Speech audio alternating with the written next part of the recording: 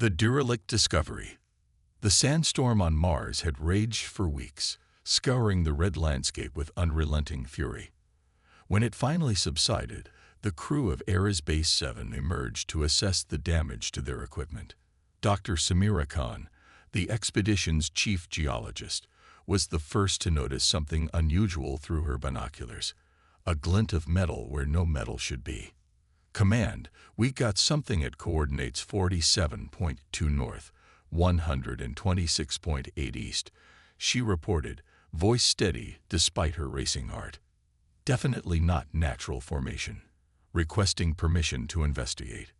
The object, partially uncovered by the storm, turned out to be the bow of something massive, a vessel of clearly artificial design, but unlike anything humanity had ever constructed.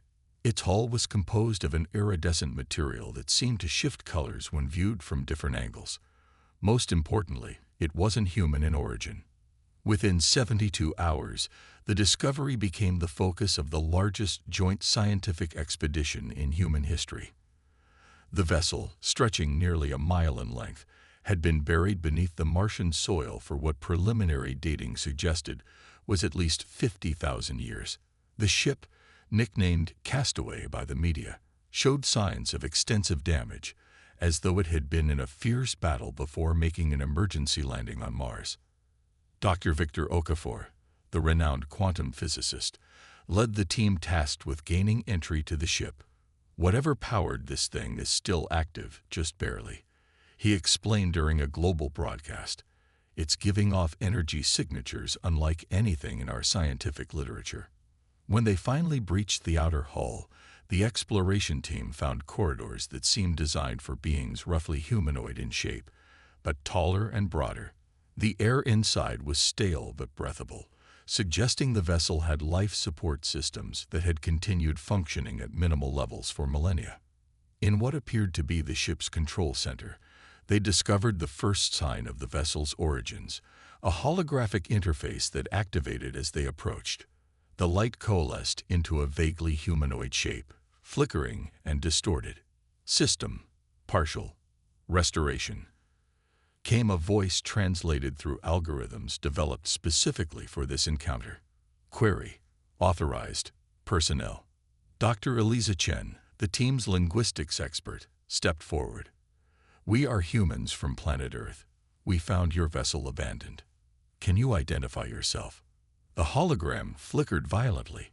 "I am Neni XUS, Vessel Artificial Intelligence, System Damage Critical, Abandonment Protocol, activated." Over subsequent weeks, the team learned fragments of the ship's story from its damaged eye.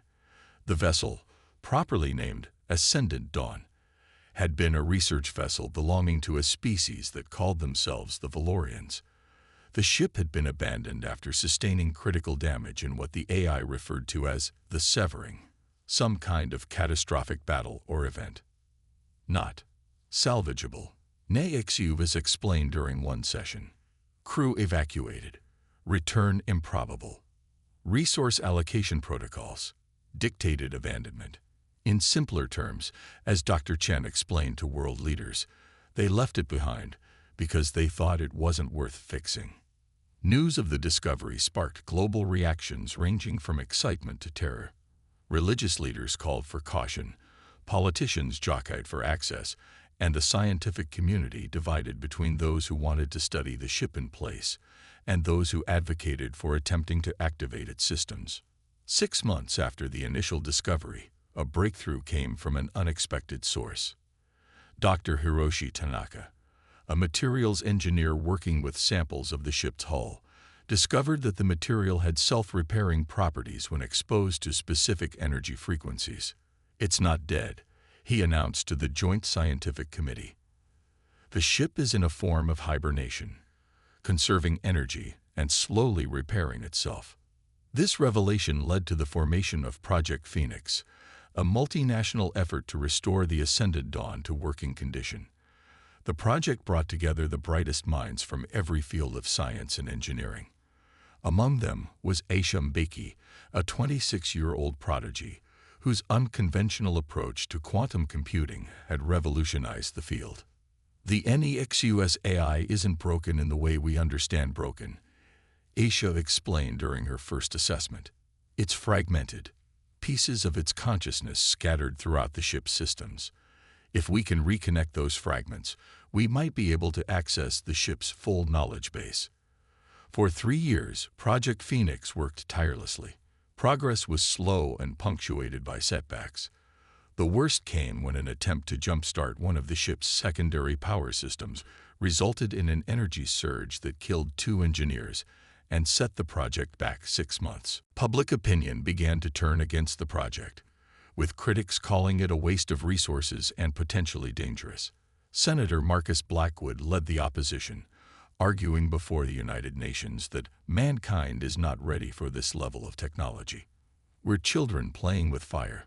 Then came the day that changed everything. Aisha's team successfully reintegrated enough of NEXUS's fragments to restore approximately 40% of its functionality. The hologram that manifested in the control center was still flickering, but far more stable than before. Full system analysis complete, NEXUS announced. Restoration to minimal operational capacity. Possible. Time requirement. Approximately 17 Earth years with current technology integration rate. That's too long, Dr. Okafor responded. We need to find a way to accelerate the process. NEXUS's hologram tilted its head, an eerily human gesture. Query: why does your species seek to restore this vessel? The Valorians deemed it irreparable. Dr. Chen stepped forward. Because that's what humans do. We fix broken things. We find solutions where others see only problems. Interesting, NEXUS replied.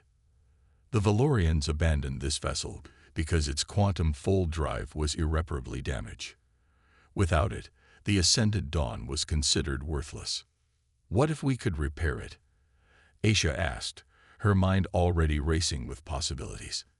Impossible, NEXUS stated.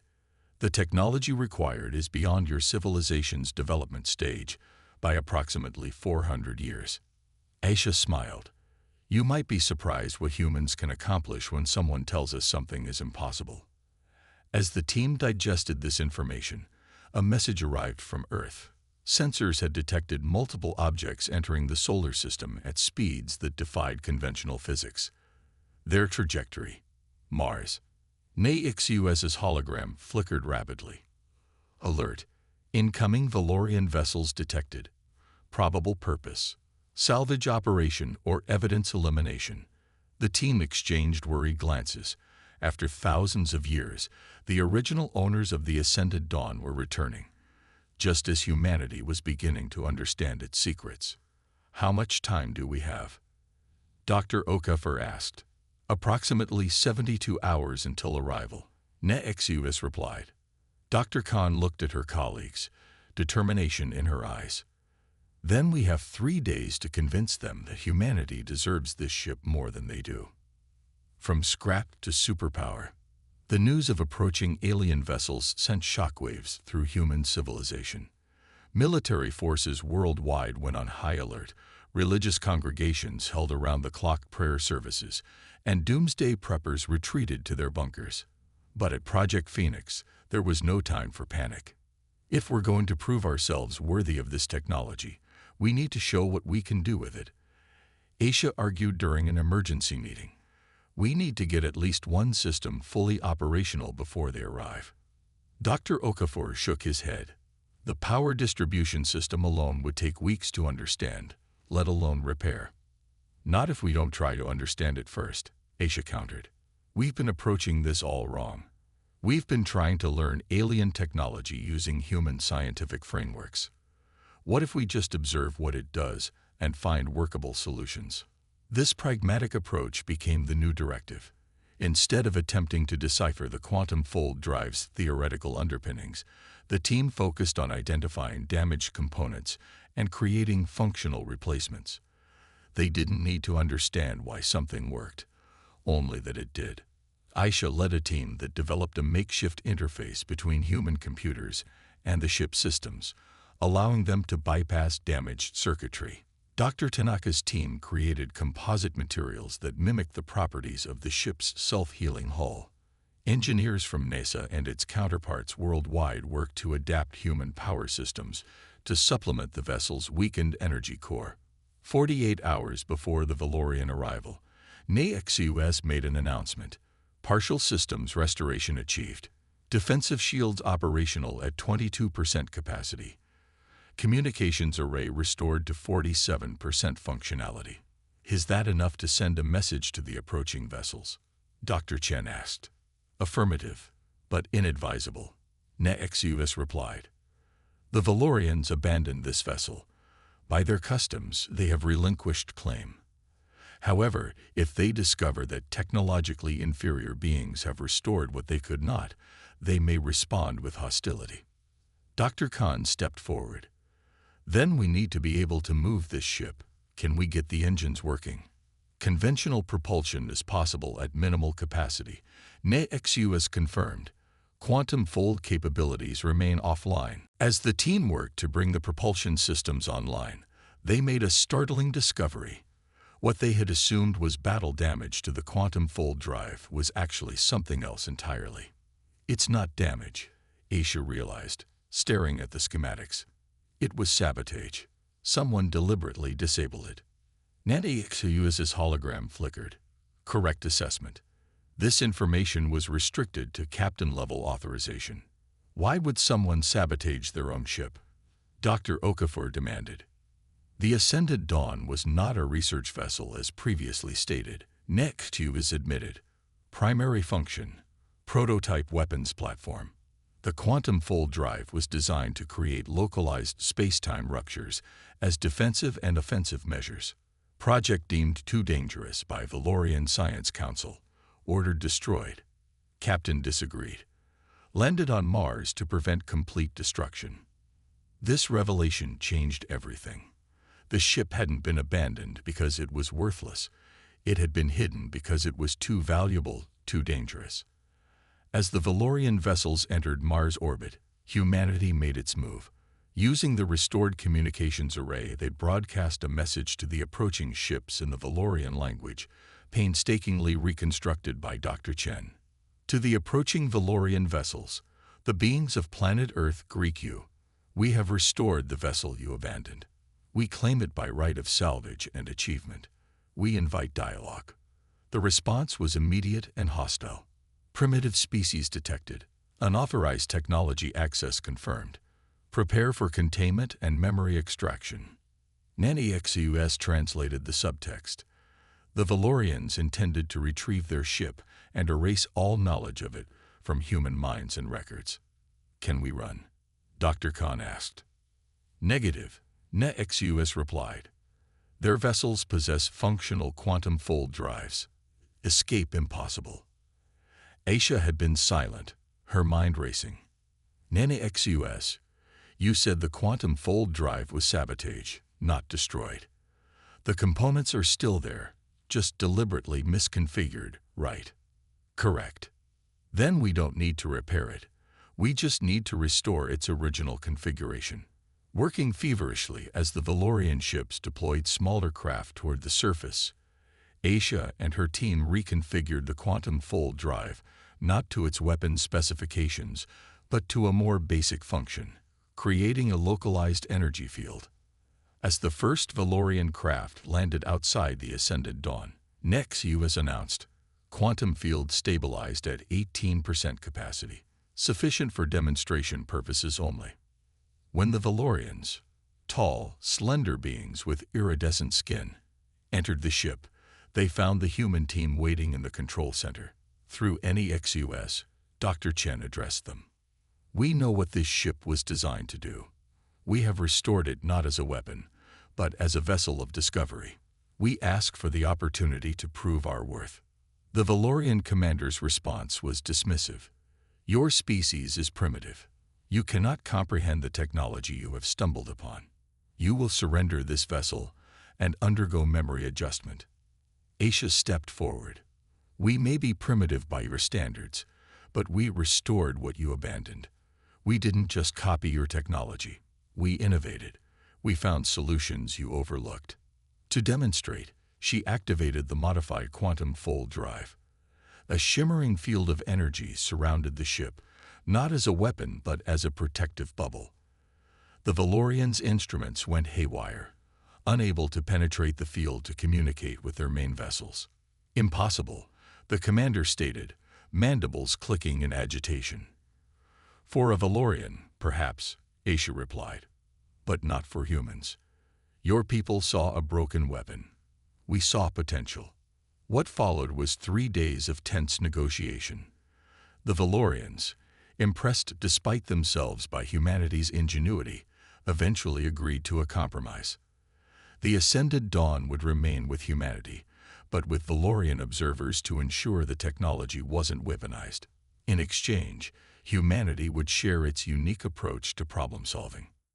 As one Valorian scientist explained, your species lacks our knowledge but possesses remarkable adaptability. You find unconventional solutions where we see only established parameters. Over the next decade, the partnership transformed Earth. The principles behind the quantum fold drive revolutionized energy production, eliminating fossil fuel dependency. The ship's self-healing materials led to advances in medicine and construction. NENEXUS's neural architecture inspired a new generation of artificial intelligence. 20 years after the discovery of the Ascendant Dawn, humanity launched its first fleet of starships. Not copies of Valorian technology, but unique human designs incorporating lessons learned from the alien vessel.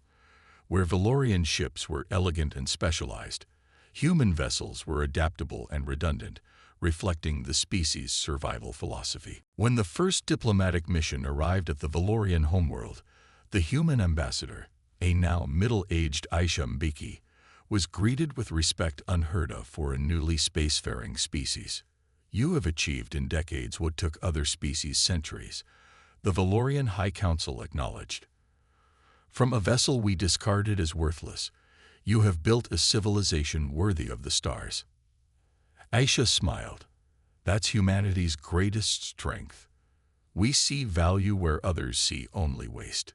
We find potential in the broken. We transform the abandoned into the extraordinary. And now we're ready to join you among the stars, not as subordinates, but as equals. The Valorian Council leader's mandibles clicked in what NEXUS had taught humans was a gesture of respect. Perhaps not merely as equals, it said, perhaps as teachers.